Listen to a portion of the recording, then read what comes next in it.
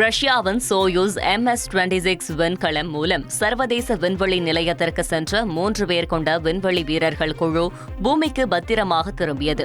ரஷ்ய விண்வெளி வீரர்கள் அலெக்சி ஓவ்சினின், இவான் வாக்னர் மற்றும் நாசாவின் மூத்த விஞ்ஞானி டொனால்ட் பெட்டெட் ஆகியோர் கஜகஸ்தானில் தரையிறங்கினர்.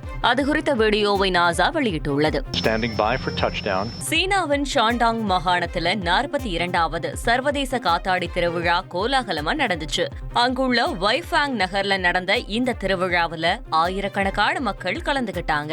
பலவித உருவங்கள், வண்ணங்கள் மற்றும் வடிவங்கள்ல காத்தாடிகளை பறக்க விட்டாங்க. 1 அடி முதல் ராட்சத காத்தாடிகள் வரை வடிவமைக்கப்பட்டிருந்துச்சு. ஒரே நேரத்துல வானத்துல பறந்த இந்த காத்தாடிகள் கண்கொள்ளா காட்சியா இருந்துச்சு.